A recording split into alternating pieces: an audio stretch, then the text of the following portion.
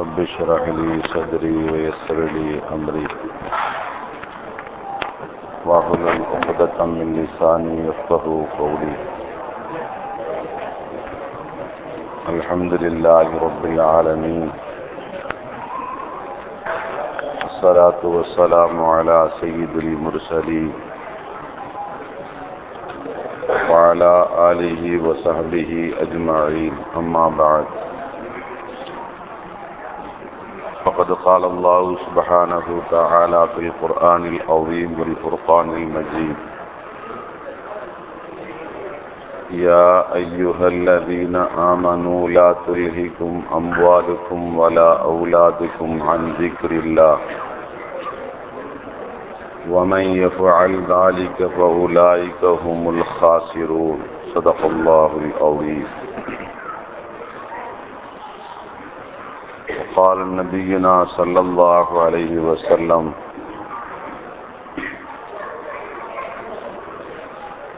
أنا عند ظن عبدي بي وأنا معه إذا ذكرني، فإن ذكرني في نفسه ذكرته في نفسي، وإن ذكرني في ملأ ذكرته في ملأ خير منهم، أو كما قال صلى الله عليه وسلم. அன்புமிக்க அருமை பெரியோர்களே, அன்பார்ந்த அருமை சகோதரர்களே,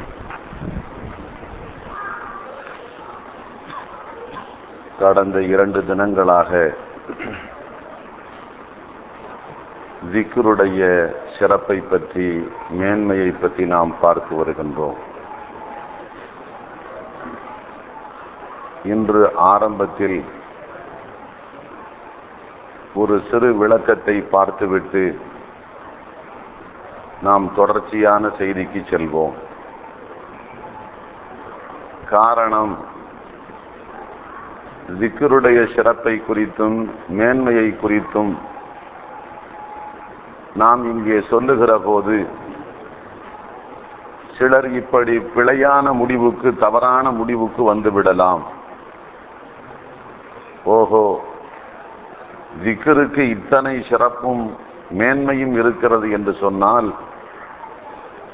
நாம் திக்ரு ஒன்றையே வலுவாக பிடித்து கொண்டு அது ஒன்றையே முழுமையாக நாம் பேணிக்கொண்டு இருந்தாலே போதுமே, மற்ற வணக்கங்களில் நாம் அதிகமான கவனம் செலுத்த வேண்டிய தேவையில்லையே என்பதை போன்று சிலர் பிழையான முடிவுக்கு வந்துவிடலாம் என்பதற்காக ஆரம்பத்தில் இந்த சுருக்கமான விளக்கத்தை சொல்லிவிட்டு நாம் தொடர்கின்றோம். தம்பி,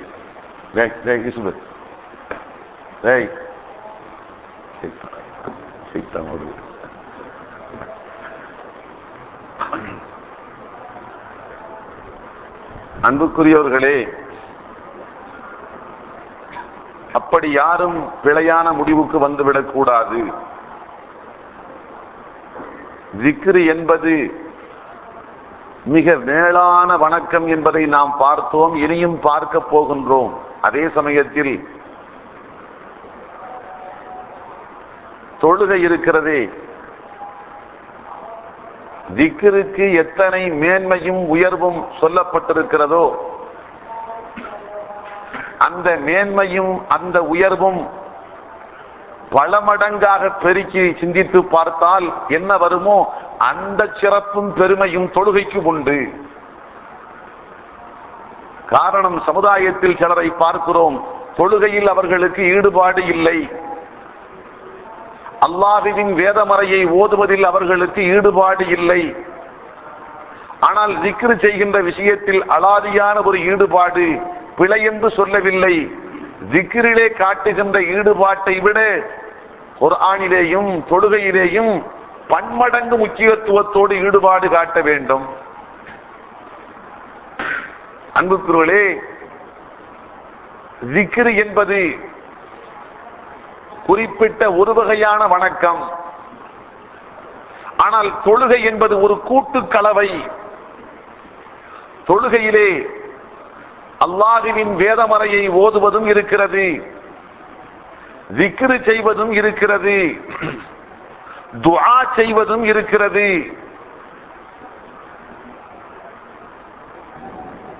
உள்ளச்சத்தோடு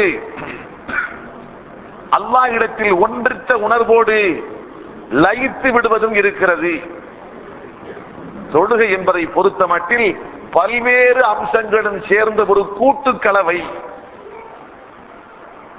புரிந்து கொள்வதற்காக நாம் சிந்தித்து பார்க்கின்றோம். தக்பீர் கட்டியவுடன் நாம் ஓதுகிறோம் பாருங்கள். ஆரம்பத்தில் இன்னி வஜ்ஜஹ்து வஜ்ஹிய லில்லதி என்று ஓதுகின்றோமே, இதுவும் ஒரு வகையான தஸ்பீஹ். அடுத்து அல்ஹம்து ஓதுகிறோம், இது அருள்மறை திருக்குர்ஆனை ஓதுவது. அடுத்து லம்மு சூரத்து ஓதுகின்றோம், பின்பு குனிகின்றோம், குனிவது ஒரு வணக்கம், குனிந்து ஓதுகிறோம் சுப்ஹான ரப்பியல் அஸீம் வ பிஹம்திஹி. அருமை நாயகம் ஸல்லல்லாஹு அலைஹி வஸல்லம் சொன்னார்கள், பின்னால் நாம் பார்க்கவிருக்கின்றோம், சுப்ஹானல்லாஹில் அஸீம் வ பிஹம்திஹி என்று ஒரு மனிதர் சொன்னால் சொர்க்கத்தில் அவருக்காக ஒரு பேரீத்த மரம் நடப்படுகிறது. அன்புக்குள்ளே மிகையான செய்தி அல்ல, அல்லாஹுவின் அருள் தூதருடைய திருநாவில் இருந்து வந்த சத்திய வார்த்தை. சுப்ஹானல்லாஹில் அஸீம் வ பிஹம்திஹி என்ற இந்த திக்ரை பரிசுத்தமான இதயத்தோடு ஒருவர் உச்சரிக்கின்றார் என்று சொன்னால் சொர்க்கத்து சோலையில் அவருக்காக ஒரு பேரீத்த மரம் நடப்படுகிறது. அடுத்து சுஜூதுக்கு போகிறோம். சுஜூதை பற்றி அல்லாஹ்வின் அருள் தூதர் சொன்னார்கள், ஒரு அடியான் தன்னை படைத்த நாயகனுக்கு பல்வேறு சந்தர்ப்பங்களில் நெருங்குகிறான். நல்ல வணக்கங்கள் புரிகின்ற போது, நற்காரியங்கள் செய்கின்ற போது அடியான் அல்லாஹ்வுக்கு நெருங்குகிறான். ஆம், இப்படி அல்லாஹ்வுக்கு அடியான் நெருங்குகின்ற சந்தர்ப்பங்களிலேயே இதைவிட ஒரு அடியான் தன் வாழ்நாளில் தன்னை படைத்த நாயனுக்கு நெருங்கவே முடியாது. இதுதான் உச்ச நெருக்கம். அப்படியும் ஒரு கட்டம் இருக்கிறது. அருமை நாயகம் ஸல்லல்லாஹு அலைஹி வஸல்லம் அவர்களுடைய வாழ்க்கையை பொறுத்த மட்டில் அல்லாஹ்வுக்கு நெருங்கினார்கள் காப கௌஸை. ஒரு வில்லினுடைய இரண்டு ஓரப்புறங்கள் வளைத்தெடுக்கின்ற போது அந்த வில்லின் நாணிலே அம்பை ஏற்றி வேடன் இழுத்து விடுகின்ற போது அந்த இரண்டு ஓரங்களும் அப்படியே வளைந்து நெருக்கமாக வரும். சூரத்து நஜ்மிலே அல்லாஹ் குறிப்பிடுகின்றான், காப கௌஸைனி அவ் அத்னா, வில்லின் இரு ஓரங்கள் நெருங்குவதை போன்று அல்லது அதைவிட நெருக்கமாக. அருமை நாயகம் ஸல்லல்லாஹு அலைஹி வஸல்லம் தன்னை படைத்த நாயனுக்கு ஒரு சந்தர்ப்பத்தில் நெருங்கியதாக அல்லாஹ் சொல்லுகின்றான். சில அறிவிப்பாளர்கள் ஜிப்ரீலுக்கு என்றும் விளக்கம் தருவார்கள், அல்லாஹ்வுக்கு என்றும் ஒரு விளக்கம் இருக்கிறது. அது எப்போது? தன்னை படைத்த நாயன் அல்லாஹ்வின் அழைப்பின் பேரில் வானுலகத்தை பார்ப்பதற்காக, படைத்த அல்லாஹ்வோடு நேர்முகமாக பேசுவதற்காக அழைத்து செல்லப்பட்டார்களே அந்த மிஅராஜுடைய இரவு. அந்த மிஅராஜுடைய இரவிலே அருமை நாயகம் ஸல்லல்லாஹு அலைஹி வஸல்லம் அல்லாஹ்வுக்கு மிக மிக நெருக்கமாக அணுக்கமாக செல்லுகின்ற பாக்கியத்தை பெற்றார்கள். அது பெருமானாருடைய அந்தஸ்து. மூமீன்களாகிய இறை நம்பிக்கையாளர்களாகிய நம்மை பொறுத்த மட்டில் நமது வாழ்க்கையில் பல்வேறு சந்தர்ப்பங்களில் அல்லாஹ்வுக்கு நாம் நெருங்குகிறோம். ஆனால் ஒரு மூமீன் தன்னுடைய வாழ்நாளில் இதைவிட அதிகமாக அல்லாஹ்வுக்கு நெருங்குவதில்லை என்ற ஒரு கட்டத்தையும் சந்திக்கின்றான். அது என்ன கட்டம்? அல்லாஹ்வின் திருத்தூதர் ஸல்லல்லாஹு அலைஹி வஸல்லம் சொன்னார்கள், சுஜூதுக்கு சென்று இருக்கின்ற நேரம். நெற்றியை தரையில் வைத்து படைத்த நாயன் அல்லாஹ்வுக்காக வேண்டி தன்னுடைய பணிவின் உச்சத்தை வெளிப்படுத்துகின்ற அந்த எல்லை, சுஜூதுடைய எல்லை, அதைவிட தன்னை படைத்த நாயன் அல்லாஹ்வுக்கு அடியார்கள் வேறு எந்த சந்தர்ப்பத்திலையும் நெருங்குவதில்லை. இதுதான் அல்லாஹ்வுக்கு மிக மிக அதிகமான நெருக்கம். அன்புக்களே, தொழுகையை நாம் அங்கமாக பிரித்து பார்த்தால் வாக்களிக்கப்பட்ட பாக்கியங்கள் எத்தனை உண்டோ அத்தனை பாக்கியங்களையும் ஒட்டுமொத்தமாக நமக்கு பெற்றுத் தருகின்ற ஒரு கூட்டு கலவை மொத்த உருவம் ஒன்று உண்டு என்று சொன்னால் அல்லாஹ்வுக்கு நாம் செலுத்துகின்ற வணக்கங்களிலேயே மொத்த உருவத்தை பெற்ற ஒரு வணக்கம் தான் தொழுகை. தொழுகைக்கு அடுத்துத்தான் மற்ற எல்லா வணக்கங்களும். தொழுகைக்கு நிகராக வேறு எந்த வணக்கமும் இல்லை. ஆனால் ஜிக்ருடைய மகத்துவத்தை பற்றி, ஜிக்ருடைய நேர்மையை பற்றி நாம் இங்கே சொல்லிக் கொண்டு வருகிற போது சிலர் பிழையான முறையில் முடிவுக்கு போய்விடலாம். ஓஹோ, ஜிக்ருக்கு இத்தனை பெரிய சிறப்பு, இத்தனை பெரும் மேன்மை உண்டு என்று சொன்னால் ஜிக்ரை மட்டுமே நாம் வலுவாக பிடித்துக் கொள்வோம். தொழுகையை பொறுத்த மட்டில் ஈடுபாடு இல்லாமல், அதிலே பற்றுதல் இல்லாமல் குறைவான நிலையில் நடந்து கொள்வார்கள். அன்புக்குகளே, தெளிவாக புரிந்து கொள்ள வேண்டும். தொழுகைக்கு நிகராக உலகத்தில் வேறு எந்த ஒன்றும் இல்லை. ஆம், ஜிக்ரு என்பது மேன்மையானது, அதைவிட பன்மடங்கு மேன்மையானது தொழுகை. ஜிக்ரிலேயே பரிபூரணமான ஜிக்ரு ஒன்று இந்த உலகத்தில் உண்டென்று சொன்னால் அதுதான் தொழுகை. இந்த தொழுகைக்கு அடுத்தபடியாக அல்லாஹ்வுடைய வேதமறையை திறந்து வைத்து ஓதுகின்றோமே, இதுதான் இரண்டாவது பெரிய ஜிக்ரு. அன்புக்குகளே, ஜிக்ர் என்று சொன்னால் நாம் நினைத்து விடக் கூடாது லா இலாஹ இல்லல்லாஹ், லா இலாஹ இல்லல்லாஹ், அல்லாஹு அக்பர், அல்லாஹு அக்பர், சுப்ஹானல்லாஹ், சுப்ஹானல்லாஹ் என்று சொல்வது மட்டும்தான் ஜிக்ர் என்று பிழையாக யாரும் கருதிவிடக் கூடாது. இவையெல்லாம் ஜிக்ர் தான். ஆனால் ஜிக்ரிலேயே ஏற்றமான ஜிக்ரு, தொழுகைக்கு அடுத்தபடியாக ஒன்று உண்டென்று சொன்னால் அதுதான் அல்லாஹ்வின் வேதமறை அருள் திருக்குர்ஆனை ஓதுவது. ஜிக்ரை பொறுத்த மட்டில் பெருமானார் நற்கூலியை பரிசை வாக்களித்தார்கள். ஆனால் குர்ஆனுக்கு நிகராக வாக்களிக்கவில்லை. இதை தெளிவாக நாம் தெரிந்து கொள்ள வேண்டும். அருள்மறையை ஓதுகின்ற போது எத்தனை பெரிய பாக்கியம் கிடைக்கும் என்று பெருமானார் சொன்னார்களோ அந்த அளவுக்கு ஒரு சிறப்பை நாம் வேறு எந்த வணக்கத்திலேயும் பெற முடியாது. தொழுகைக்கு அடுத்தபடியாக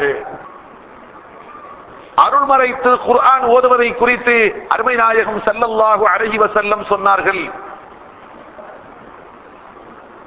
ஒவ்வொரு எழுத்துக்கும் 10 நன்மை.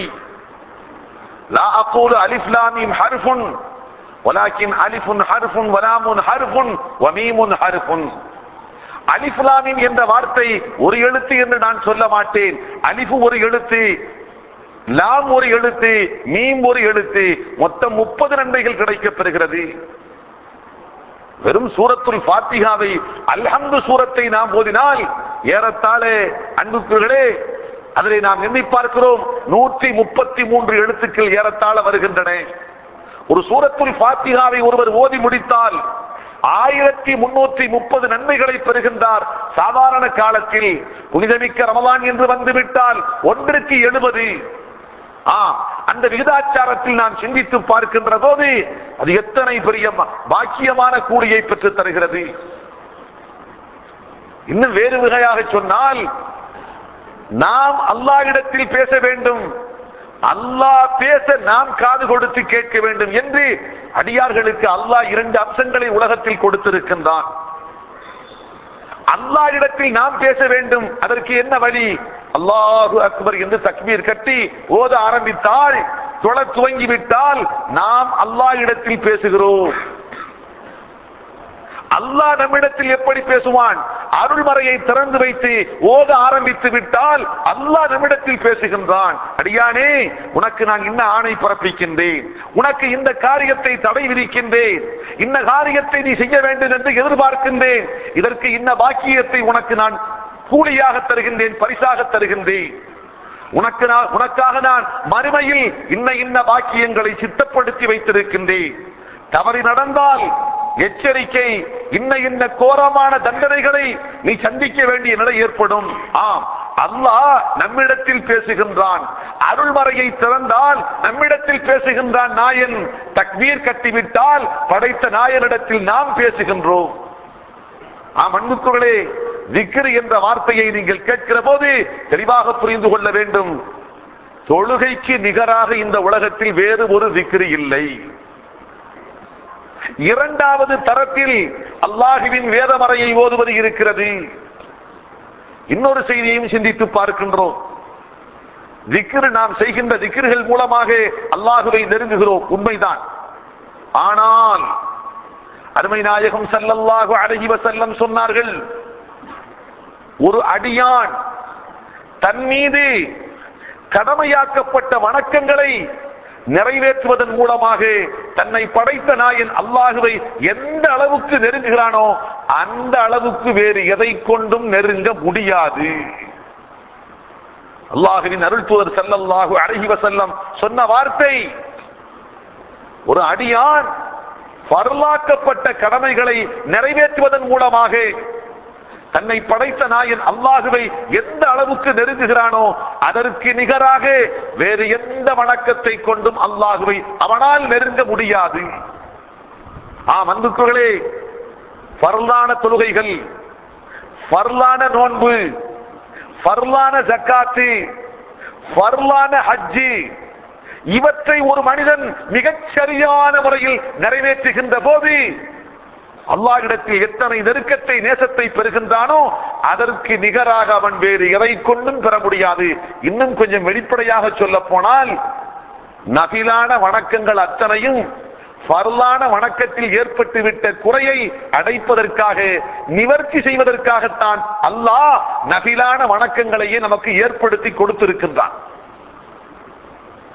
நபி நாயகம் ஸல்லல்லாஹு அலைஹி வஸல்லம் சொன்னார்கள், நாளை மறுமையில் அடியார்களை கொண்டு போய் நிறுத்தப்படுகின்ற போது முதலாக அல்லாஹ் இப்படி விசாரிப்பான், உன்னுடைய தொழுகை எப்படி இருந்தது? முதல் கேள்வி இதுதான், வேறு எதை பற்றிய கேள்வியும் இல்லை. அல்லாஹ் இடத்தில் கொண்டு போய் அடியான் தன்னந்தனியாக நிறுத்தப்பட்டு நீதி விசாரணைக்கு உட்படுத்தப்படுகின்ற போது ஆரம்பமாக கேட்கப்படுகின்ற முதல் கேள்வி, உன்னுடைய தொழுகை எப்படி இருந்தது? இது அல்லாஹ்வுக்கும் அடியார்களுக்கும் சம்பந்தப்பட்ட பிரச்சனை. அடியார்களுக்கும் சம்பந்தப்பட்ட பிரச்சனை என்று வருகிற போது முதலாக கேட்கின்ற கேள்வி, உன் பெற்ற தாயிடத்தில் நீ எப்படி நடந்து கொண்டாய்? இந்த சிலரை பார்க்கலாம், உலகுக்கெல்லாம் உத்தமர்களாக இருப்பார்கள், சமுதாய பெரும் தொண்டராக இருப்பார்கள், பொதுநலப் பணிகளில் தன்னை அர்ப்பணித்துக் கொள்வார்கள். பெற்ற தாயிடத்தில் சோடை போய் இருப்பார்கள். பெற்ற தாயிடத்தில் மன நிறைவை, மன சந்தோஷத்தை, தாயின் நல்லாசியை, நல்ல துவாவை பெறுவதற்கு நசீபு கெட்டவர்களாக இருப்பார்கள். தாயை ஏறெடுத்து பார்க்க மாட்டார்கள், தாயை கண்டுகொள்ள மாட்டார்கள். ஆனால் ஊருக்கெல்லாம் ஓடி ஓடி உழைத்துக் கொண்டிருப்பார்கள். அல்லாஹ் கேட்கின்ற முதல் கேள்வி, ஊருக்கெல்லாம் உழைத்தாயா? சமுதாய பணி செய்தாயா? பொதுப்பணியில் தன்னை அர்ப்பணித்துக் கொண்டாயா? இதெல்லாம் பின்பாக முதலாக கேட்கின்ற கேள்வி, உன்னை பெற்ற தாயிடத்தில் நீ எப்படி நடந்தாய்? உன்னை பெற்ற தாயிடத்தில் நீ எப்படி நடந்தாய் என்ற முதல் கேள்வி. இது ஆண்களை பொறுத்த மட்டில். பெண்கள் என்று வந்தால் அன்புக்குரியவர்களே, அந்த பெண் ஒரு ஆண்மகனுக்கு வாழ்க்கைப்பட்டு வாழ்க்கை துணைவி என்ற தரத்தை அடைவதற்கு முன்பாக அவள் இறந்து விட்டாள் என்று சொன்னால் அவளிடத்திலேயும் அதே கேள்விதான் கேட்கப்படும். அவள் யார்? எந்த ஒரு ஆடவனுக்கும் வாழ்க்கைப்படவில்லை. வாழ்க்கை துணையை சந்திப்பதற்கு முன்பாகவே, திருமணத்திற்கு முன்பாகவே அவள் மரணத்தை சந்தித்து விட்டாள் என்று சொன்னால் அவளிடத்திலேயும் கேட்கப்படுகின்ற முதல் கேள்வி, உன்னை பெற்ற தாயிடத்தில் எப்படி நடந்து கொண்டாய்? 2 தந்தை இடத்தில்.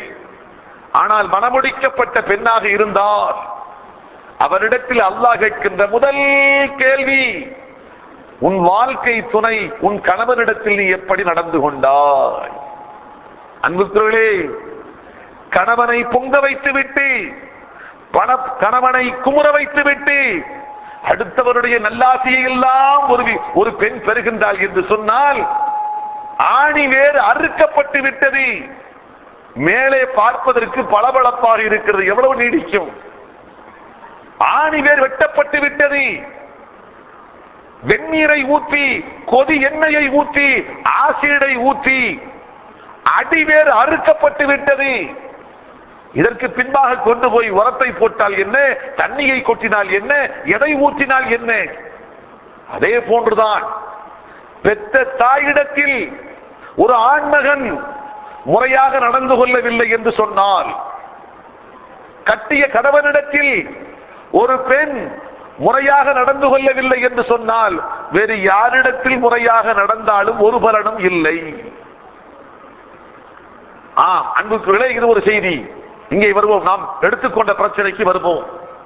அல்லாஹ் இடத்தில் கேட்கப்படும் முதல் கேள்வி, உன்னுடைய தொழுகை எப்படி? அந்த தொழுகை பரிபூரணமாக இருந்தால் அல்ஹம்துலில்லாஹ். அந்த தொழுகை இன்னொரு ஹதீஸை பார்க்கிறோம், இதா சலுஹத் சலுஹத் சாயிரு அமலிஹி. அந்த தொழுகை மட்டும் சரியாக இருந்தால் மற்ற எல்லா அமல்களும் சரியாக ஆகிவிடும். வைதா பசதத்து, அந்த தொழுகை பால்பட்டிருந்தால், வீணடிக்கப்பட்டிருந்தால், பசதத் சாயிரு அமலிஹி, ஏனைய எல்லா அமல்களும் பால்பட்டு போய்விடும். அன்புக்குகளே, தொழுகைக்கு உதாரணம் சொல்ல வேண்டும் என்று சொன்னால் மனிதனுடைய சிரசை சொல்லலாம், தலையை சொல்லலாம். நம் வீட்டிலே பார்க்கிறோம்,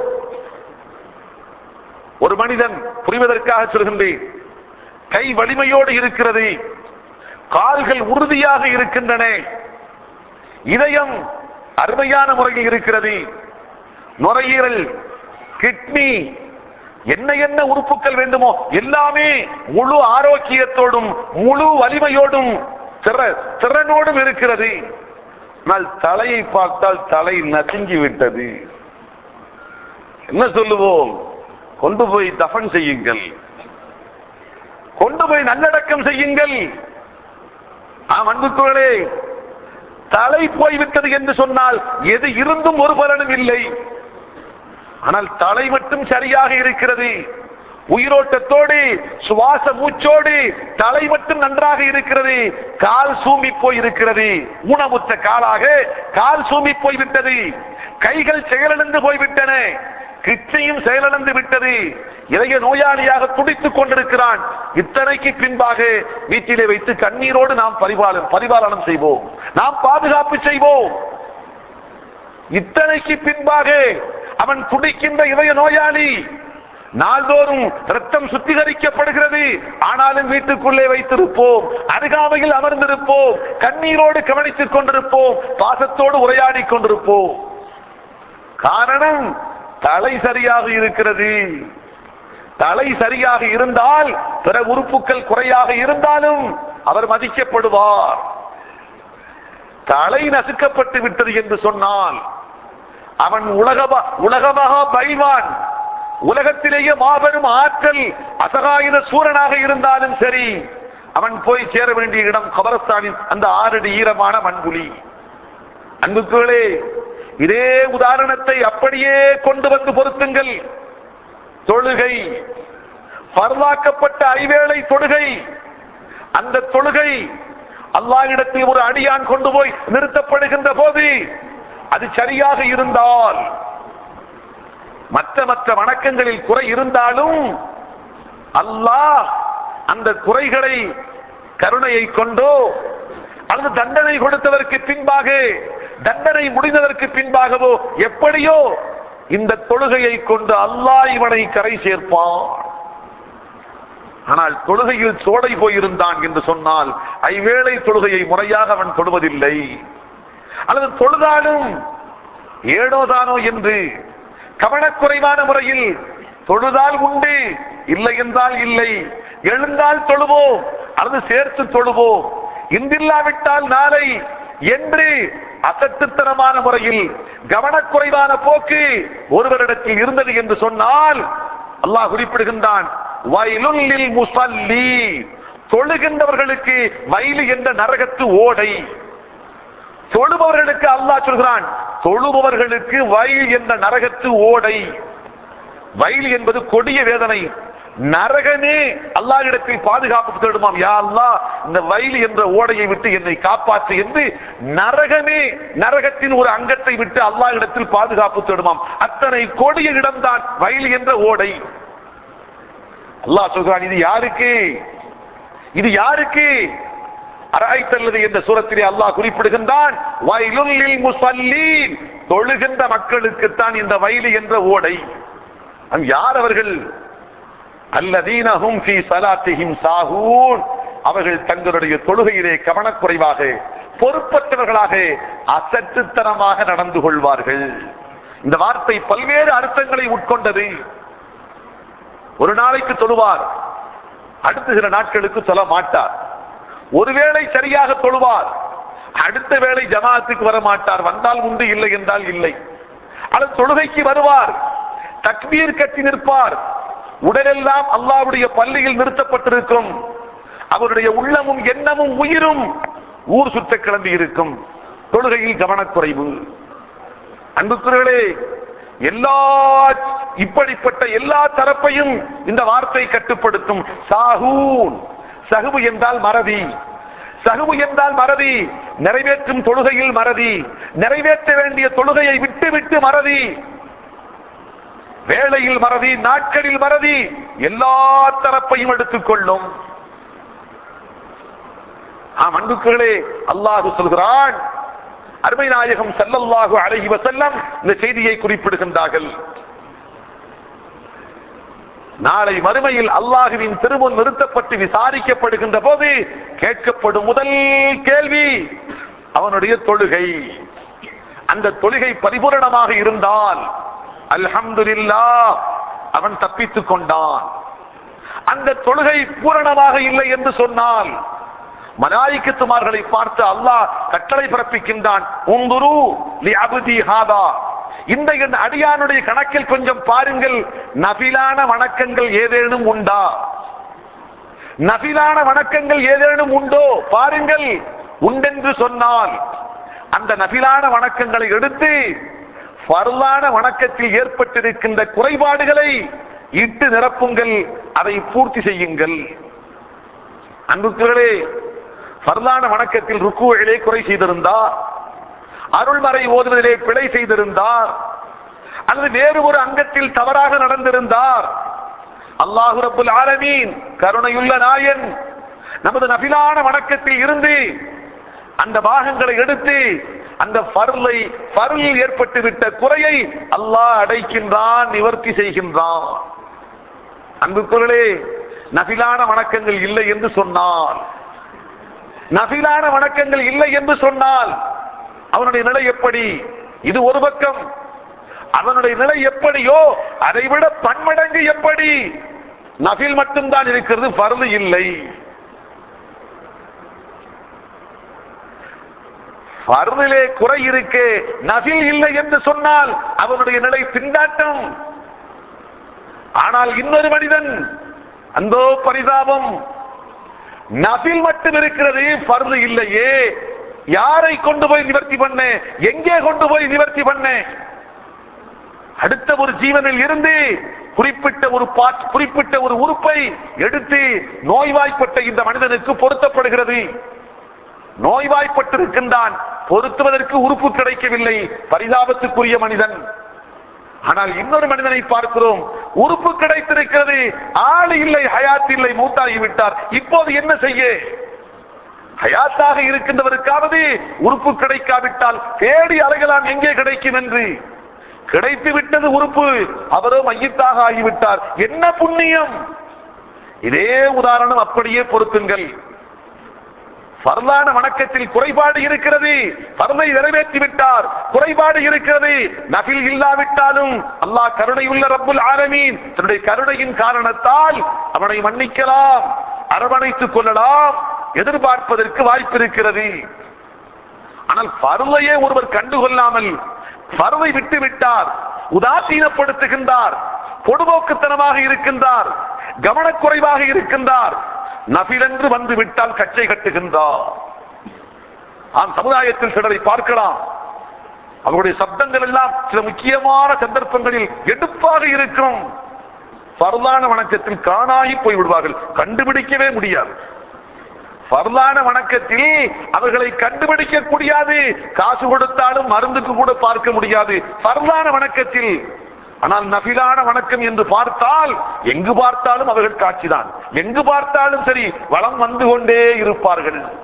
நினைத்துக் கொண்டிருக்கிறார்கள், இது போன்ற காரியத்தில் பங்கெடுத்துக் கொண்டால் மேலே போய்விடலாம் என்று. ஒருபோதும் போக முடியாது. அன்புக்குரியவர்களே, அல்லாஹ்வின் அருள் தூதர் ஸல்லல்லாஹு அலைஹி வஸல்லம் சொல்லி தருகின்றார்கள், ஃபர்லான வணக்கத்தை கொண்டு ஒரு அடியான் எந்த அளவுக்கு அல்லாஹ்வை நெருங்குவானோ அதற்கு நிகராக வேறு எந்த வணக்கத்தை கொண்டும் நெருங்கவே முடியாது. நபிலான வணக்கங்கள் எல்லாம் ஃபர்லான வணக்கத்தில் ஏற்பட்டுவிட்ட குறைபாடுகளை நிவர்த்தி செய்வதற்காக, அடைப்பதற்காகத்தான் நபிலான வணக்கங்களை அல்லாஹ் ஏற்படுத்தி இருக்கின்றான். இந்த யதார்த்த உண்மையை ஒருவர் புரிந்து கொள்ளாமல் ஃபர்லான காரியங்களில் கோட்டை விட்டுவிட்டு நபிலான வணக்கங்களில் ஈடுபாடு காட்டுகிறார் என்று சொன்னால் அந்தோ பரிதாபம், அறியாமை என்றுதான் சொல்ல வேண்டும். அருமை நாயகம் ஸல்லல்லாஹு அலைஹி வஸல்லம் அவர்களிடத்தில் கூட ஒரு கிராமவாசி வந்தார். நேற்று கூட பார்த்தோம், அறிவார்ந்த முறையில் கேட்கப்படும் கேள்வியை ஆவலோடு அருமை சஹாபா பெருமக்கள் எதிர்பார்த்து காத்திருப்பார்கள் என்று நாம் நேற்று பார்த்தோம். இப்போது வந்தவர் கேட்ட கேள்வி அறிவார்ந்த கேள்வியாக இருந்தாலும் அவர் நடந்து கொண்ட நடைமுறை கொஞ்சம் கரடு முரடாக இருந்தது. பெருமானாருடைய திருச்சபைக்கு வந்த அவர் அல்லாஹ்வின் திருத்துதரை பார்த்து கேட்டார், முத்தலிபுடைய மகன் இவர்தானா? அப்துல் முத்தலிபுடைய பேர குழந்தை அல்லவா பெருமானார்? அப்துல் முத்தலிபுடைய மகனார் அப்துல்லா, அவர்களின் புதல்வர் தான் அல்லாஹ்வின் அருள் தூதர். ஆக தந்தையை விட்டு பாட்டனோடு சேர்த்து இணைத்து சொல்லப்படுவது சகஜமாக சமுதாயத்தில் பழக்கம் உண்டு. அந்த அடிப்படையில் வந்த அந்த கிராமவாசி கேட்டார், அப்துல் முத்தலிபுடைய பிள்ளை இவர்தானா? ஆம், இவர்தான். நேரடியாக பெருமானாரிடத்தில் வந்து விட்டார். சட்டையை பிடிக்காத குறைதான். அன்புக்குள்ளே நேரடியாக வந்து கேட்டார், அல்லாஹு அர்ஸலக்கு, பெருமானாருடைய பேரை சொல்லியே சொன்னார், முஹம்மதே, அல்லாஹ் தான் உன்னை ரசூலாக அனுப்பினானோ? பெருமானார் ஸல்லல்லாஹு அலைஹி வஸல்லம் இந்த இடத்தில் தான் பார்க்க வேண்டும், அல்லாஹ்வுடைய அருள் தூதரிடமிருந்து நாம் கற்றுக்கொள்ள வேண்டிய பண்பாடு. நாகரிகம் தெரியாத மக்கள், பண்பாட்டை அறியாத மக்கள் நம்மிடத்தில் பிழையாக நடந்து கொண்டார்கள் என்று சொன்னால் பெருந்தன்மையோடு நாம் நடந்து காட்ட வேண்டும். அதுதான் உயர்ந்த பண்பாடு.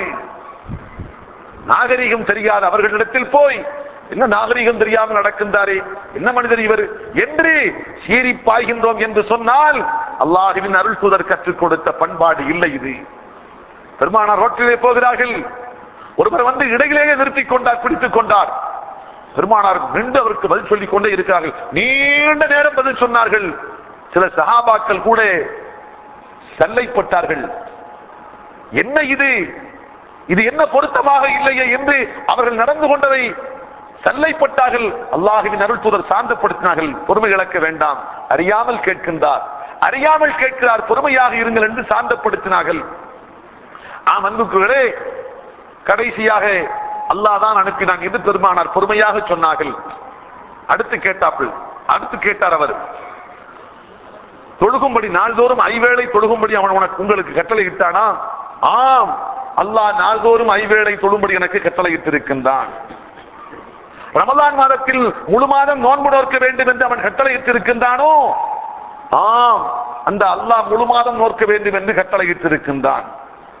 எங்கள் செல்வத்தில் குறிப்பிட்ட ஒரு விகிதத்தை எடுத்து ஏழைகளுக்கு கொடுக்க வேண்டும் என்று கட்டளையிட்டிருக்கின்றானோ? ஆம், அல்லாஹ் அப்படியும் கட்டளையிட்டிருக்கின்றான். இப்படி 4 விஷயங்கள் அநேகமாக ஹஜ் அப்போது கடமையாக்கப்படவில்லை. ஹிஜ்ரி 9 தான் ஹஜ் கடமையாக்கப்படுகிறது. அதற்கு முந்தி நடைபெற்ற நிகழ்ச்சி இது.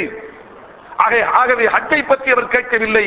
4 கேள்விகளை கேட்டு முடித்துவிட்டு கடைசியாக சொன்னார், பெருமானாரை விட்டு கொஞ்சம் விலகி, அந்த அல்லாஹ் மீது ஆணையாக, உம்மை நபியாக தேர்ந்தெடுத்து அனுப்பிய அவன் மீது ஆணையாக சொல்கின்றேன், முஹம்மதே, இந்த காரியங்களில் ஒரு துரும்பும் நான் கூட்ட மாட்டேன், ஒரு துரும்பும் நான் குறைக்க மாட்டேன், சென்று வருகிறேன் என்று போய்கொண்டே இருந்தார். ஒன்றும் சொல்லவில்லை, இவ்வளவுதான். இந்த தொழுகை ஒரு நாளைக்கு 5 வேளை சொன்னீர்கள், கூட்ட மாட்டேன், குறைக்க மாட்டேன். 1 மாத கால நோன்பு, கூட்ட மாட்டேன், குறைக்க மாட்டேன். ஜக்காத்து 2.5% கூட்ட மாட்டேன், குறைக்க மாட்டேன். அதே போன்று அடுத்த ஒரு கடமை, இவற்றை சொல்லிவிட்டு போய்கொண்டே இருந்தார். அல்லாஹ்வின் அருள் தூதர் ஸல்லல்லாஹு அலைஹி வஸல்லம் அப்போது சொன்ன வார்த்தை நம் சிந்தனைக்குரியது. பெருமானார் என்ன சொன்னார்கள்? 2 அறிவிப்பை பார்க்கின்றோம். ஒரு அறிவிப்பில் பெருமானார் சொன்னார்கள், நடமாடுகின்ற சொர்க்கவாதியை பார்ப்பதற்கு உங்களில் யார் பிரியப்படுகின்றீர்களோ இவரை பார்த்துக் கொள்ளுங்கள். தான் கொடுத்த அந்த வாக்கில் இவர் வாய்மையாளராக நடந்து கொண்டால் நடமாடுகின்ற சொர்க்கவாதியை பார்த்துக் கொள்ளுங்கள் என்றார்கள். அன்புக்குரிய வார்த்தையை கவனிக்க வேண்டும். எனக்கு கொடுத்த வாக்கில் அவர் தவறாமல் நடந்து கொண்டால் என்ன கொடுத்தார் வாக்கு? கூட்ட மாட்டேன், குறைக்க மாட்டேன்.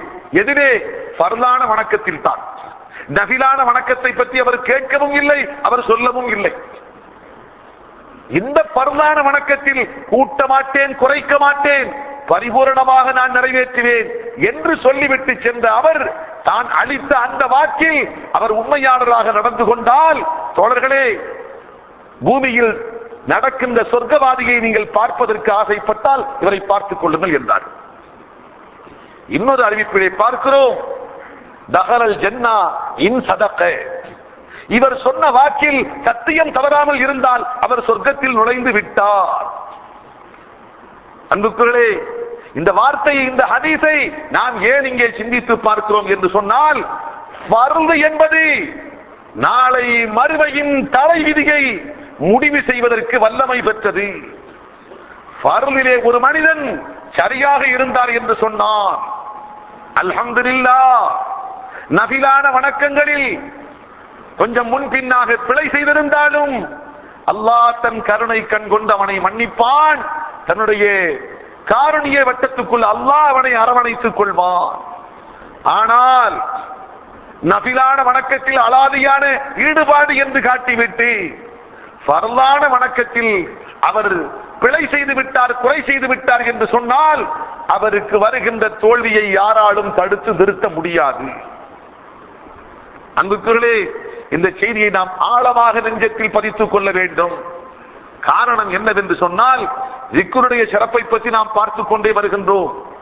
இந்த சிறப்பை பார்க்கிற போது, ஓஹோ, இத்தனை சிறப்பு இருக்கிறதா, இத்தனை மேன்மை இருக்கிறதா, இத்தனை உயர்வு இருக்கிறதா, இது ஒன்றே போதும் என் வாழ்நாளில், இதையே நான் இறுக பிடித்துக் கொள்கின்றேன், என்னுடைய கடவை பொருட்களை கொண்டு நான் கவ்வி பிடித்துக் கொள்கின்றேன், இது ஒன்னே என்னை கொண்டு போய் ஏற்றந்தர செய்யும், சொர்க்கத்தில் கொண்டு போய் சேர்க்கும் என்று பிழையான முறையில் யாரும் தவறான முடிவுக்கு வந்து ஃபர்துகளில் கவனம் செலுத்தாமல் வெறும் திக்ரில் மட்டும் கவனம் செலுத்துகின்ற நிலை வந்துவிடக் கூடாது. ஏற்கனவே ஒரு காலத்தில் அப்படியெல்லாம் வந்து இருக்கிறது. அன்புக்குரிய சமுதாயத்தில் இன்றும் ஒரு சில பேர் இருக்கிறார்கள், பள்ளிவாசலுக்கு வருவதே இல்லை. கேட்டோம், அவரிடத்தில் கேட்டோம் என்றால், உங்களுக்கு ஹக்கீக்கு தெரியுமா, தரீக்கத்து தெரியுமா, மாரிஃபத்து தெரியுமா, விழாவாரியாக பேசுவார்கள். அதே போன்று ராத்தியத்தான சிவத் தெரியுமா, ஃபஅலியத்தான சிவத்து உங்களுக்கு தெரியுமா. சாதாரண ஒரு ஆளு கேட்டால் இவர் ஏதோ ஒரு பெரிய அந்தஸ்திலே இருக்கிறார் என்று புரிந்து கொள்வார்கள். ஆனால் யதார்த்தம் என்ன என்றால், நரகத்து கடைசி அந்தஸ்தில் இருக்கிறார் என்று அர்த்தம். யதார்த்த நிலை அதுதான். ஐவேளை தொழுகை இல்லை, ரமலானுடைய நோன்பு இல்லை, ஜக்காத்து இல்லை, ஹஜ்ஜி இல்லை. அவருடைய நிலை என்ன? ஒரே ஒரு விஷயத்துக்கு சொன்னார்கள் பெருமானார், ஹஜ்ஜுக்கு மட்டுமே இப்படி சொன்னார்கள் பெருமானார். ஹஜ்ஜு கடமையானதற்கு பின்பு ஹஜ்ஜை நிறைவேற்றுவதற்கு போதுமான பொருள் பலம், உடல் பலம் இரண்டும் இருந்து ஹஜ்ஜை நிறைவேற்றாமல் ஒருவன் மரணத்தை தழுவுகின்றான் என்று சொன்னால், அவன் விரும்பினால் ஒரு யூதனாக சாகட்டும் அல்லது ஒரு கிறிஸ்தவனாக சாகட்டும், அவன் மூமினாக சாக வேண்டாம். எத்தனை கடுமையான வார்த்தை! ஹஜ்ஜை நிறைவேற்றுவதற்கு அல்லாஹ் இந்த உலகத்தில் பல்லாயிரம் பல லட்சம் பேர்களுக்கு வாய்ப்பில்லாமல், பொருள் பலம் இல்லை அல்லது பொருள் பலம் இருந்தும் உடல் பலம் இல்லை என்றிருக்கின்ற போது அல்லாஹ் உனக்கு பொருள் பலத்தையும் கொடுத்து உடல் பலத்தையும் கொடுத்து அருமையான கடமையை நிறைவேற்றுவதற்கு அரியதொரு சந்தர்ப்பத்தை அல்லாஹ் தந்திருக்கின்ற போது அல்லாஹுவின் கடமையை உதாசீனம் செய்துவிட்டு நீ இருக்கிறாய் என்று சொன்னால், நீ ஒரு மூமினாக, இறை நம்பிக்கையாளனாக இறக்க வேண்டாம். நீ விரும்பினால் யூதத்தில் நீ யூதனாக இறந்து போய்விடு அல்லது ஒரு கிறிஸ்தவனாக இறந்து போய்விடு, மூமினாக நீ மரணிக்க வேண்டாம். அன்புக்குகளே, ஒரே ஒரு ஃபர்து விஷயத்தில் கவனக்குறைவாக நடந்து கொள்ளுகின்றவனுக்கு இப்படி என்று சொன்னால், அடுத்தடுத்த ஃபர்துகள் சித்தியத்துல் அக்பர் சொன்னார்கள், அல்லாஹுவின் அருள் தூதர் இந்த உலகத்தை விட்டு சென்றதற்கு பின்பாக உடனடியாக உள்நாட்டிலே பயங்கரமான ஒரு குழப்பம் ஏற்பட்டது. அல்லாஹ்வின் அருள் தூதர் ஸல்லல்லாஹு அலைஹி வஸல்லம் அவர்களை அடக்கி முடித்து விட்டு வருகின்றார்கள். பரவலாக செய்திகள் வருகின்றன. என்ன செய்தி? பல வகையான குழப்பம். அதிலே ஒரு வகை குழப்பம், நாங்கள் தொழுவோம், நாங்கள் ஹஜ்ஜி செய்வோம், நோன்பு நோற்போம், இந்த ஜக்காத்து மட்டும் கொடுக்க மாட்டோம். இந்த ஜக்காத்து கொடுப்பதை தண்டனையாக நாங்கள் கருதுகிறோம். அன்புக்குரியவர்களே, அந்த சந்தர்ப்பத்தில் சித்தியக்குல் அக்பர் என்ன செய்தார்கள்? படையை திரட்டினார்கள். ஜக்காத்து கொடுக்க மறுக்கின்ற அவர்களிடத்தில் போர் முரசு கொட்டுங்கள், ராணுவ நடவடிக்கை, ராணுவத்தை நடத்தி ஒன்று அவர்களை வடிக்கு கொண்டு வருவேன் அல்லது பூண்டோடு ஒழித்து கட்டுவேன். ஹஜ்ரத் உமர் ஃபாரூக் ரலியல்லாஹு அன்ஹு சொன்னார்கள், ஹலீஃபத்துர் ரசூல் அல்லாஹ்வுடைய அருள் தூதர் ஸல்லல்லாஹு அலைஹி வஸல்லம் அவர்களின் ஹலீஃபாவே, கொஞ்சம் மிருதுவான மென்மையை கடைபிடியுங்கள். இப்போதுதான் அல்லாஹ்வுடைய அருள் தூதர் இறந்திருக்கின்றார்கள். இந்த சோகம் வேறு இன்னும் ஆறவில்லை. இந்த நிலையில் சமுதாயத்தில் பல வகையான குழப்பங்கள் ஏற்பட்டுக் கொண்டிருக்கின்றன. ரோமாபுரியில் இருந்து வல்லரசு அவனும் கூட எப்போது மதீனா நகரத்தை தூக்கி விழுங்கலாம் என்று தருணத்தை பார்த்துக் கொண்டிருக்கின்றான். ஏற்கனவே நாம் வெற்றி கொண்ட பகுதிகள் பல இடங்களில் இருந்து பிழையான செய்திகள் நமக்கு வந்து கொண்டிருக்கின்றன. எதிர்த்து தாக்குவதற்கு ஆயத்தமாகி கொண்டிருக்கிறார்கள். இப்படியெல்லாம் பல வகையான செய்திகள் கிடைத்துக் கொண்டிருக்கின்ற வந்து கொண்டிருக்கின்ற இந்த சந்தர்ப்பத்தில் ஜக்காத்து மட்டும் கொடுக்க மாட்டோம், மற்ற காரியங்களை செய்வோம், ஜக்காத்து மட்டும் கொடுக்க மாட்டோம் என்று சொன்ன மக்களிடத்தில் கொஞ்சம் மென்மையாக நீங்கள் நடந்து கொள்ளுங்கள். அன்புக்குகளே, காரணம் இப்படி சொன்னதற்கு அதிமுக்கியமான ஒரு காரணம், அருமை நாயகம் ஸல்லல்லாஹு அலைஹி வஸல்லம் தன்னுடைய வாழ்நாளில் கடைசியாக ஒரு படையை அனுப்பினார்கள் ரோமாபுரிக்கு. தன்னுடைய வளர்ப்பு மகன் ஹஜ்ரத் ஸைத் இப்னு ஹாரிஸ் ரலியல்லாஹு அன்ஹு அவர்களுடைய மகனார் உஸாமத் இப்னு ஸைத் ரலியல்லாஹு அன்ஹு அவர்களின் தலைமையில் ஒரு பெரும் படையை பெருமானார் அனுப்பினார்கள். சென்ற அவர்கள் 2 நாள் 3 நாள் தொலைவிலேயே அல்லாஹ்வின் அருள் தூதர் நோய்வாய்ப்பட்டிருக்கிறார்கள் என்ற செய்தியை கேட்டு அடுத்தவர்கள் தொடரவில்லை பிரயாணத்தை, அங்கேயே தங்கிவிட்டார்கள். 1 நாள் 2 நாள் 3வது நாள் கழிகிறது. அல்லாஹ்வுடைய அருள் தூதருடைய மரண செய்தி வந்து கிடைத்தது. அந்த படை அப்படியே மதீனாவுக்கு திரும்பிவிட்டது. அல்லாஹ்வின் அருள் தூதர் 3 தினங்களுக்கு பின்பாக நல்லடக்கம் செய்யப்படுகின்றார்கள். நல்லடக்கம் செய்யப்பட்டதற்கு பின்பாக ஹஜ்ரத் சித்தியக்குல் அக்பர் செய்த முதல் வேலை அந்த பெரும்படையை அதே தலைமையின் கீழ் அதே இடத்திற்கு அனுப்பி வைத்தார்கள். பல சஹாபாக்கள் யோசித்தார்கள், கலீஃபா அவர்களே, இப்போதுதான் பெருமானாருடைய நல்லடக்கம் முடிந்திருக்கிறது. இந்த நிலையில் நீங்கள் பெரும்படையை, கண்மணியான சஹாபாக்கள் எல்லாம் அதிலே அங்கம் வகிக்கின்றார்கள், அவர்களை எல்லாம் சேர்த்து எப்படிப்பட்ட ஹஜ்ரத் அலி ரலியல்லாஹு அன்ஹு, உஸ்மான் ரலியல்லாஹு அன்ஹு, ஹஜ்ரத் உமர் ஃபாரூக் ரலியல்லாஹு அன்ஹு போன்ற சமுதாயத்தின் தலைமக்கள், கண்மணிகளான சஹாபாக்கள் எல்லாம் அதிலே அங்கமாக இருக்கின்றார்கள். அந்த படையை தலைநகரத்தை விட்டு இப்போது நீங்கள் அனுப்ப வேண்டாம் என்று சொன்னார்கள்.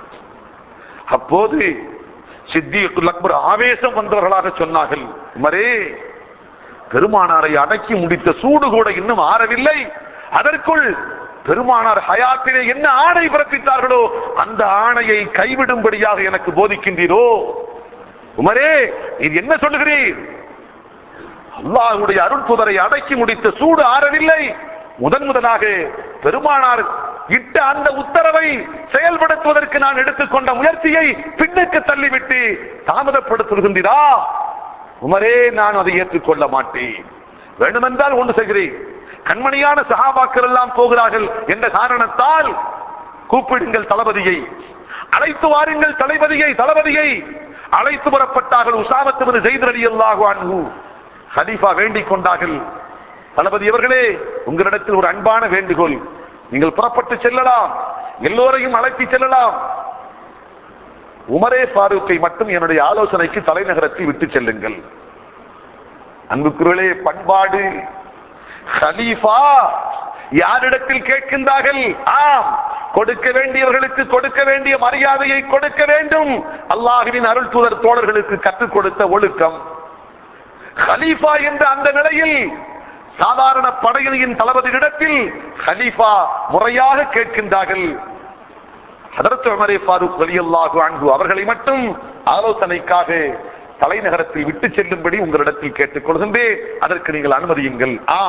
அனுமதித்தார்கள். அதற்கடுத்து பெரும்படை புறப்பட்டு சென்று விட்டது.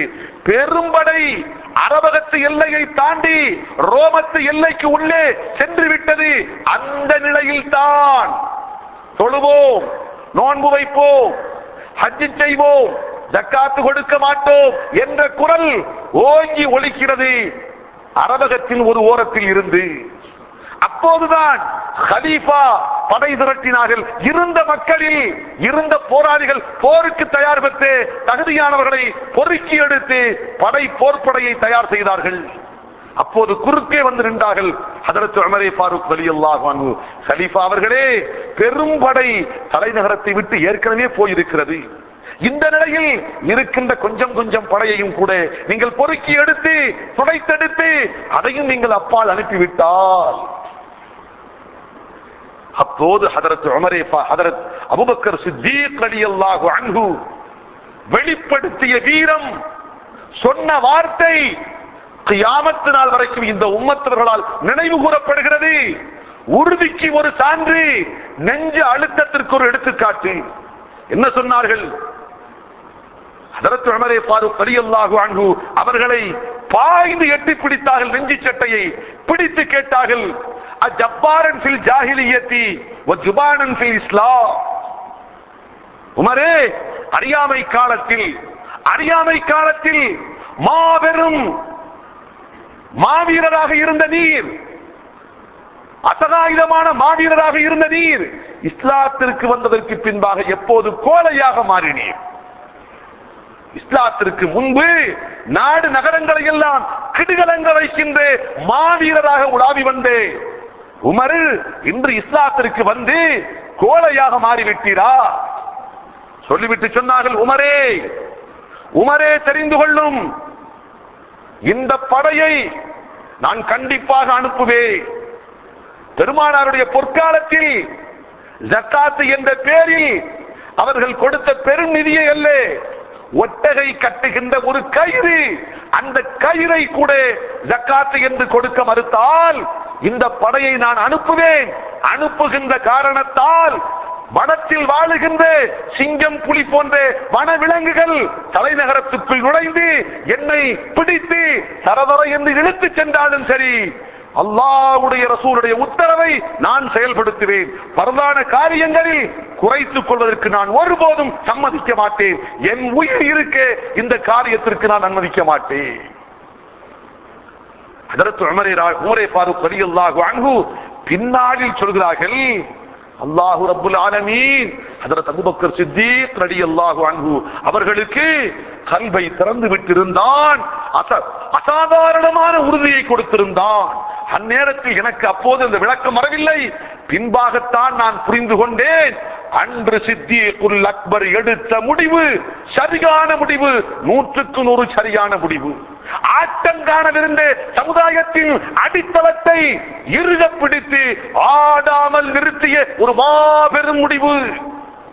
அன்று மட்டும் சித்தியக்குல் அக்பர் சரி பரவாயில்லை, மற்ற காரியங்களை நீங்கள் நிறைவேற்றினால் பரவாயில்லை, ஜக்காத்திலே உங்களுக்கு நான் சலுகை தருகின்றேன் என்ற நிலையில் நடந்திருந்தார்கள் என்று சொன்னால் அடுத்தடுத்த கூட்டங்கள் தங்களுடைய கோரிக்கையை முன்வைத்திருப்பார்கள் என்பது மட்டுமல்ல, இனி அடுத்து அவர்கள் வேர்பிடித்து வளர்கின்ற போது அவர்கள் தரிக்க முடியாத பெருமரங்களாக, ராட்சசமான வைரம் கொண்ட மரங்களாக மாறி போய்விடுவார்கள் என்பதை பின்னாளில் நான் உணர்ந்து கொண்டேன்.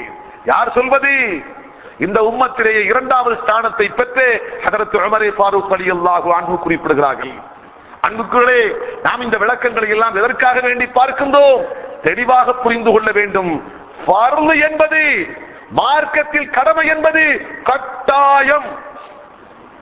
ஃபர்லான வணக்கத்தில் ஒருவர் குறை வைத்து விட்டு அதிலே கவனக்குறைவாக இருந்து கொண்டு நபிலான வணக்கத்தில் நான் அலாதியான ஈடுபாடு கொண்டிருக்கிறேன் என்று சொல்லிக் கொண்டால் அந்தோ பரிதாபம், அவர் தன்னைத்தானே ஏமாற்றிக் கொள்கின்றார். அன்புக்குகளே, இன்னும் யாருக்கும் புரியவில்லை என்று சொன்னால் ஒரு எளிதான உதாரணத்தை பெறுகிறேன் பாருங்கள். ஒருவர் என்ன செய்தார்? அல்லாஹ் பரக்கத்தான முறையில் செல்வத்தை கொடுத்திருந்தான். பரக்கத்தான முறையில் அல்லாஹ் அவரிடத்தில் பொருளாதாரத்தை கொடுத்திருந்தான். என்ன செய்தார்? சமுதாயத்தின் தொலைதூரங்களுக்கெல்லாம் அந்த காசை அள்ளி இறைத்தார். சமுதாயத்தில் இருக்கின்ற ஏழைகள், தேடி வருகின்ற மக்கள், எதிர்பார்த்திருக்கின்ற மக்கள் எல்லோருக்கும் வாரி தூக்கி எறிந்தார், வாரி கொடுத்தார். உணவு வேண்டுமா? அரிசி மூட்டையை அனுப்புகின்றார். ஆடை தேவையா? ஆடைகளை வாங்கி கொடுத்து அனுப்புகிறார். இப்படி என்னென்ன தேவையோ எல்லாமே அனுப்பி கொண்டிருக்கிறார். ஆனால் அன்புக்குரியவர்களே, ஒரு வேதனையான செய்தி. வீட்டில் இருந்து லாரி லாரியாக போகிறது. வீட்டில் இருந்து பேரல் பேரலாக, பெரிய பெரிய பண்டல் பண்டலாக போகிறது துணி. யாரேனும் சொல்ல முடியுமா தவறு என்று? யாரும் சொல்ல முடியாது. தர்மத்தை தடுக்க முடியுமா? தடுக்க முடியாது. குறை சொல்ல முடியுமா? முடியாது.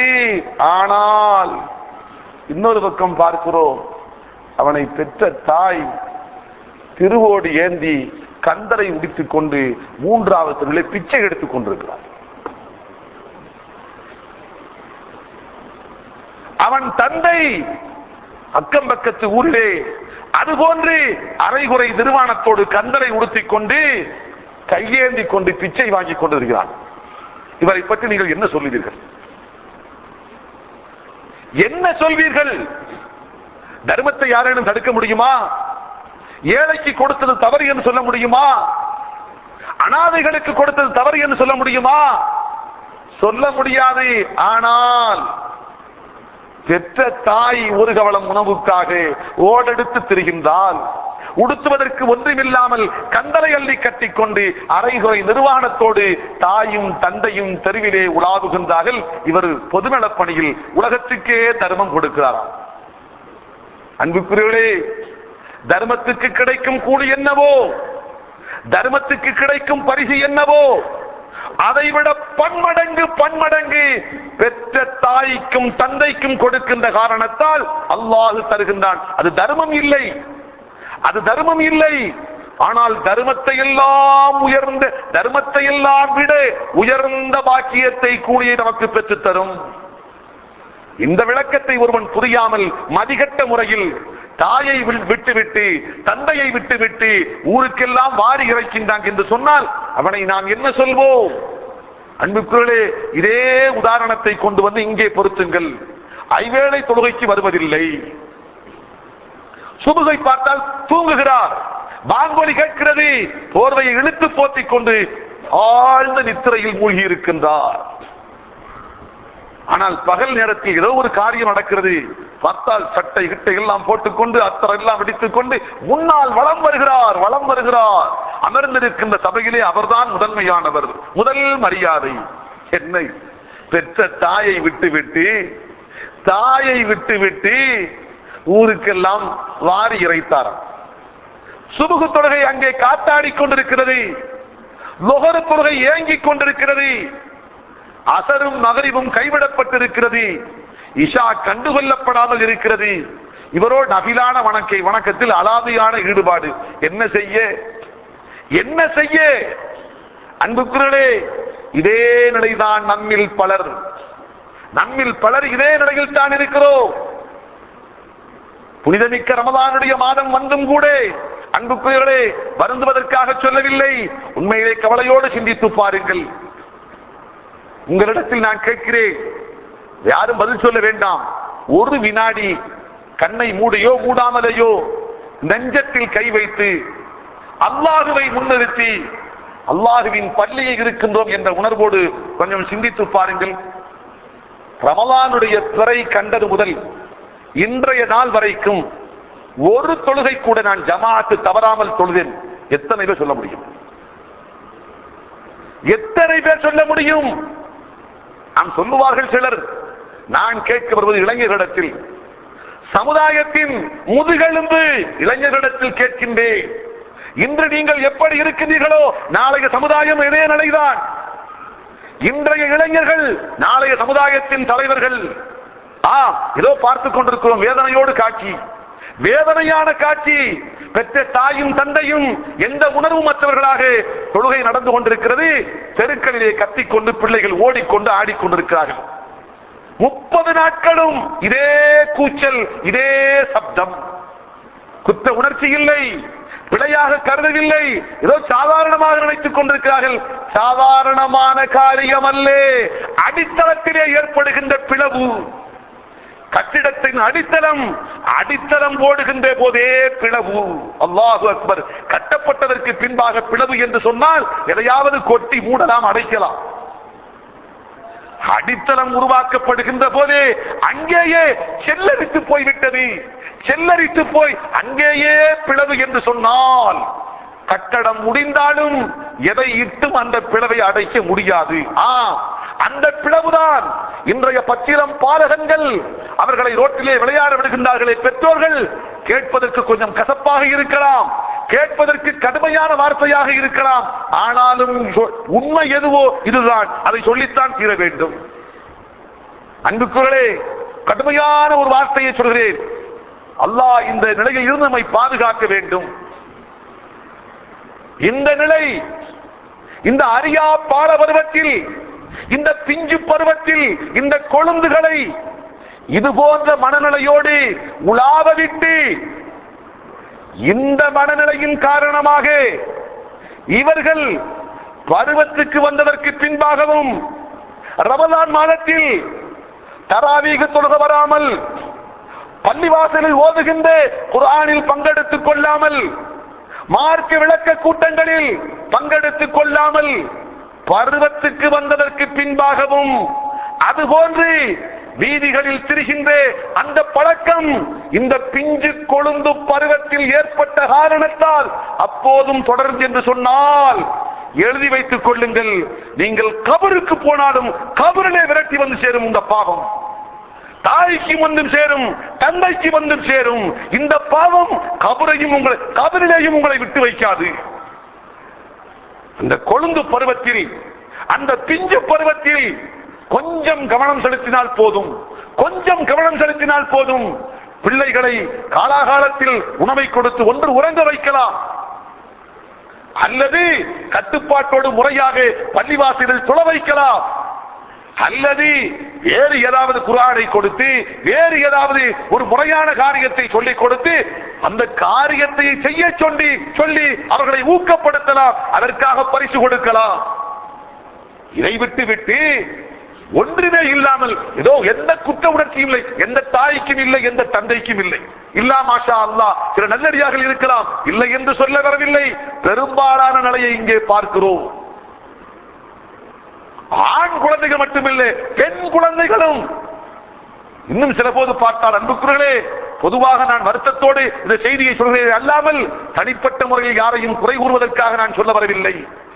10 வயதை தாண்டிவிட்ட பெண் குழந்தைகள் கூட சில போது இங்கிருந்து 20 நாட்கள் ஆரம்ப 20 நாட்கள் தராவீகை முடித்துவிட்டு அங்கே புறப்படுகின்ற போது பார்த்தால் 10 வயதை தாண்டிவிட்ட பெண் குழந்தைகளும் கூட ரோடுகளிலே உலாவுகின்ற நிலையை நாம் பார்க்க முடிகிறது. அன்புக்குள்ளே இதற்கெல்லாம் யார் பொறுப்பாளி? அல்லாஹ் இதற்குத்தான் பிள்ளைகளை எல்லாம் ரோடுகளில் ஓடி விளையாடுவதற்காகத்தான் அல்லாஹ் விட்டிருக்கின்றானா? இன்னும் சொல்ல போனால் அன்புக்குரியவர்களே, அல்லாஹ்வுடைய பள்ளியில் அந்த குழந்தைகள் தான் தொழ வரவில்லை.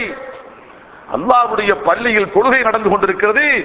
தொழுகின்ற மக்களுடைய நிம்மதி குலைக்கப்படுகிறது, சிதறடிக்கப்படுகிறது. சலாம் கொடுத்ததற்கு பின்பாக உடனே சப்தம். அந்த பிள்ளைகளை எல்லாம் கொஞ்சம் விரட்டுங்கள், அந்த பிள்ளைகளை சப்தம் இல்லாமல் ஆக்குங்கள், அப்பால் கொண்டு போய் விடுங்கள், கதவை பூட்டி விடலாமா, 2 கதவையும் பூட்டு போட்டு விடலாமா என்றெல்லாம் கேட்க செய்கின்ற அளவுக்கு பிள்ளைகளுடைய தொல்லைகள், பிள்ளைகளுடைய கூச்சல் கும்மாளம் இருக்கிறது என்று சொன்னால் தாயும் தந்தையும் பிள்ளைகள் விஷயத்தில் என்ன கருதி கொண்டிருக்கிறார்கள்? ரமலானை அல்லாஹ் பிள்ளைகளை ரோட்டிலே விளையாட விடுவதற்காக வேண்டித்தான் அல்லாஹ் கொடுத்தானா? அன்புக்குள்ளே நாம் இங்கே கவலையோடு சிந்தித்து பார்க்க வேண்டிய செய்தி இது. ஆக நாம் ஆரம்ப செய்திக்கு வருகின்றோம். அன்புக்குள்ளே, நஃபிலான வணக்கங்களை பொறுத்த மட்டில் ஃபர்லில் ஏற்பட்டுவிட்ட குறைபாடுகளை அடைப்பதற்காகத்தான் அல்லாஹ் நமக்கு கொடுத்திருக்கின்றான். நாளை மறுமையில் பர்லை குறித்து தான் முதலாக அல்லாஹ் கேட்பான். புனிதமிக்க ரமலானுடைய இரவுகளில் அன்புக்குரியவர்களே, நாம் திக்ரை பற்றி பார்த்துக் கொண்டிருக்கிறோம். இந்த நிலையில் நீங்கள் அதிமுக்கியத்துவத்தோடு இந்த செய்தியை நெஞ்சத்தில் நீங்கள் பதித்துக் கொள்ள வேண்டும். திக்ருக்காக வேண்டி, திக்ருடைய சிறப்பு, மேன்மை, உயர்வு என்ற அடிப்படையில் எத்தனை எத்தனை சிறப்பு செய்திகளை நாம் பார்க்கின்றோமோ, இதைவிட பன்மடங்கு சிறப்பு தொழுகைக்கு உண்டு, பரந்தான தொழுகைக்கு உண்டு. இதைவிட பன்மடங்கு சிறப்பு குர்ஆன் ஓதுவதற்கு உண்டு. ஆம், இப்படி தொழுகை, குர்ஆன் ஓதுதல் இவற்றுக்கு அடுத்தபடியாகத்தான் திக்ரு என்பதை நாம் தெளிவாக இங்கே தெரிந்து கொள்ள வேண்டும். அதை தொடர்ந்து வேறு சில செய்திகளை நாம் பார்க்கின்றோம். கடைசியாக ஒரு சகோதரருடைய வேண்டுகோளுக்காக ஒரே ஒரு செய்தியை சொல்லி முடிக்கின்றேன். சகோதரர் கேட்டார், மென்மையாகத்தான் அல்லாஹுவை நினைவு கூறுகின்ற காரியத்தை செய்ய வேண்டும் என்று சொன்னீர்களே, குர்ஆனில் இருந்தும் ஹதீஸில் இருந்தும் ஏதாவது சொல்ல முடியுமா? குர்ஆனில் இருந்தும் ஹதீஸில் இருந்தும் அதற்கு சான்றாக ஏதேனும் நீங்கள் சொல்ல முடியுமா என்று அந்த அன்பு தோழர் கேட்டார். அன்புக்குகளே, ஆயிரம் சொல்ல முடியும். இருந்தாலும் நேரத்தின் அருமையை கருதி இரண்டு சான்றுகளை மட்டும் நாம் இங்கே குறிப்பிடுகின்றோம். அல்லாஹ் அருள்மறையில் குறிப்பிடுகின்றான்,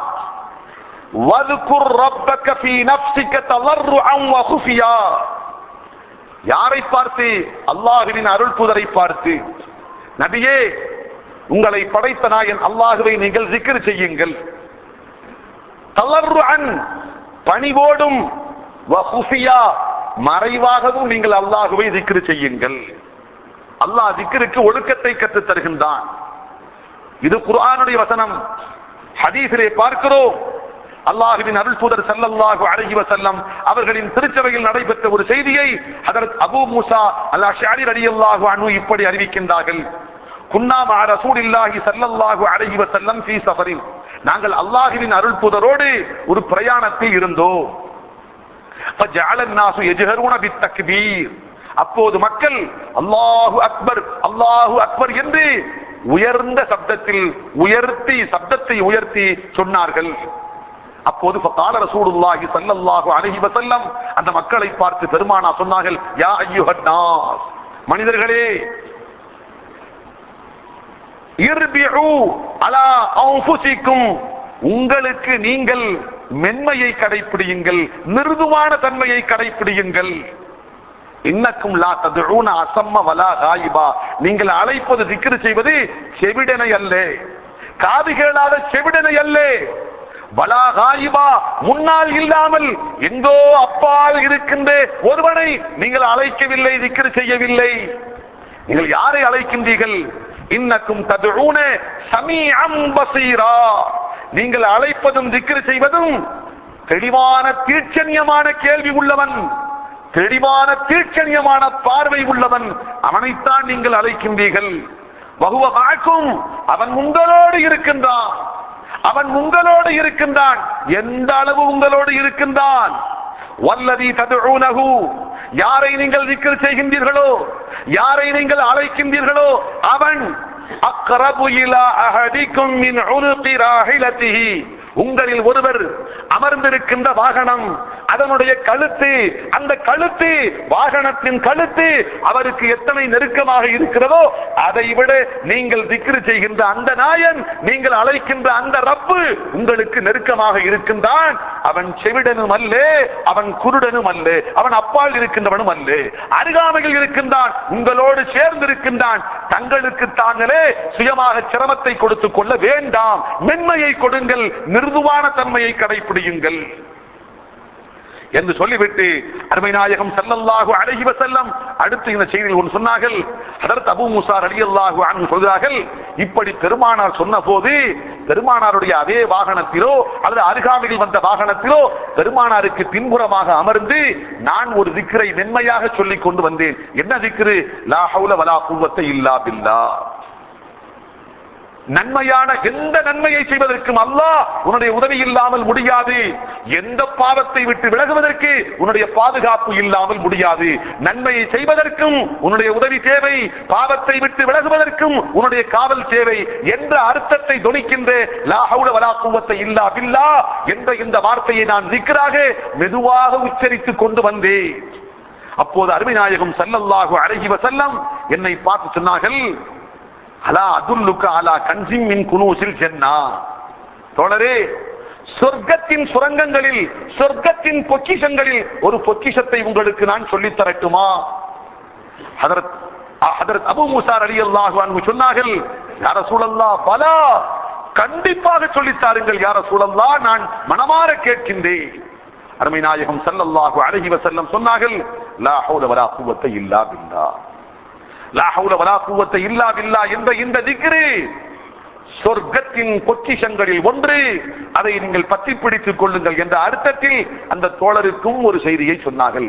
ஆக அன்புக்குள்ளே இரண்டு செய்தி, வஹீயினுடைய இரண்டு பிரிவு, ஒன்று குர்ஆன், இன்னொன்று ஹதீஸ். குர்ஆனில் இருந்து ஒரு செய்தி, ஹதீஸில் இருந்து ஒரு செய்தி. அந்த சகோதரர் கேட்டதற்காக, மன நிறைவுக்காக வேண்டி இந்த செய்தி சொல்லப்படுகிறது.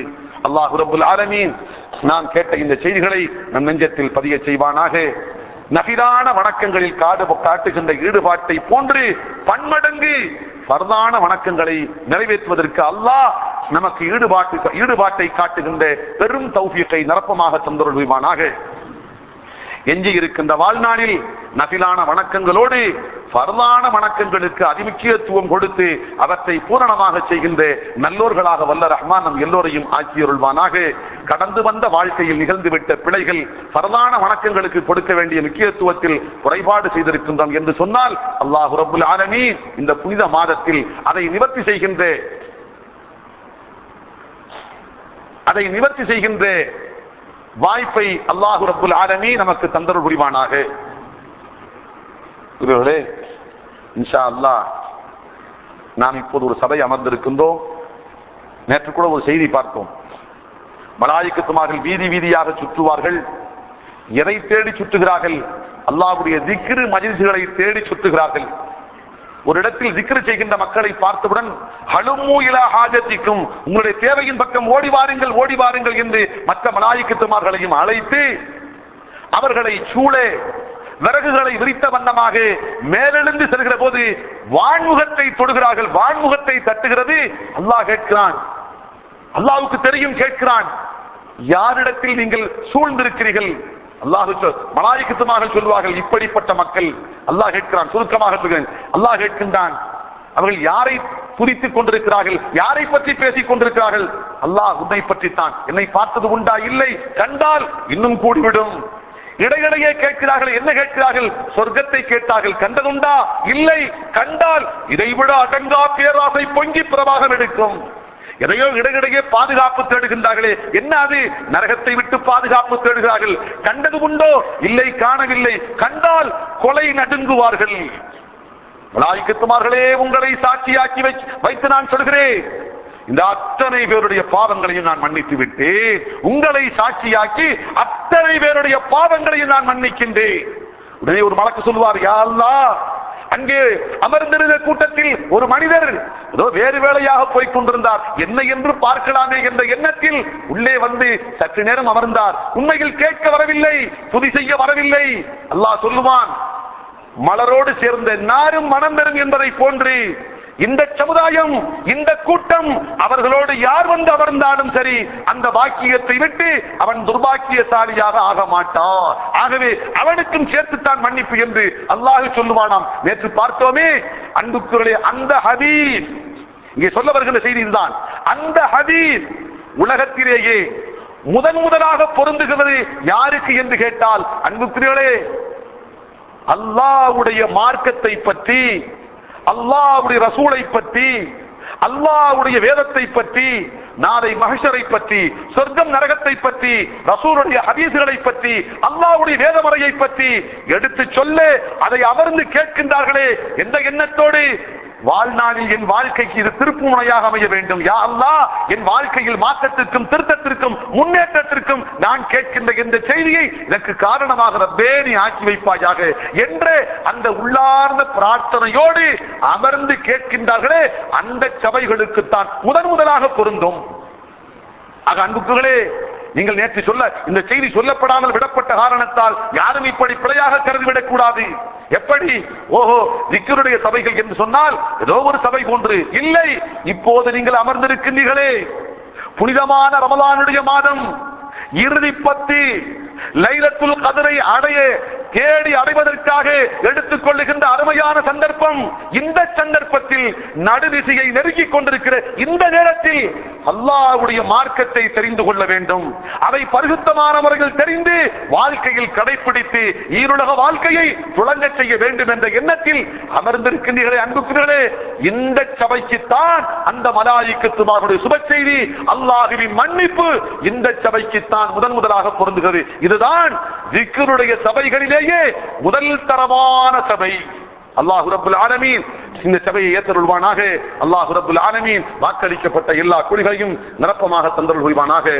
ஆமீன் ஆமீன் யா ரப்பல் ஆலமீன் வல்ஹம்துலில்லாஹி ரப்பில் ஆலமீன்.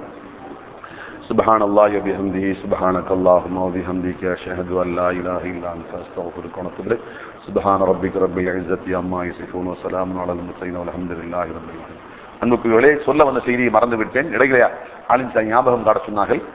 இன்ஷா அல்லாஹ் இந்த சபை முடிந்ததற்கு பின்பாக குர்ஆனுடைய சபை நடைபெறும். குர்ஆனை ஓத கேட்பது என்பது ரமலானுடைய மாதத்தில் நடக்கின்ற வணக்கங்களிலேயே மிக முக்கியமான ஒரு வணக்கம். அருமை நாயகம் ஸல்லல்லாஹு அலைஹி வஸல்லம் ரமலானுடைய இரவுகளில் ஒவ்வொரு நாள் இரவும் ஜிப்ரீல் வருவார்கள். ஜிப்ரீல் ஓதி காண்பிப்பார்கள், பெருமானார் கேட்டுக் கொண்டிருப்பார்கள். சில போது அல்லாஹ்வின் அருள் தூதர் ஓதுவார்கள், ஜிப்ரீல் கேட்டுக் கொண்டிருப்பார்கள். ஒரு சுன்னத்தான காரியம். ரமலானுடைய இரவுகளில் நடக்கின்ற காரியங்களில் குர்ஆனை ஓதுவதும் அடுத்தவர் ஓத கேட்பதும் ஒரு சுன்னத்தான வணக்கம். இன்ஷா அல்லாஹ் இந்த சபை முடிவுக்கு பின்பாக அந்த வணக்கம் நடக்கும். இன்ஷா அல்லாஹ் எல்லோரும் கலந்து கொள்ளுங்கள். அஸ்ஸலாமு அலைக்கும்.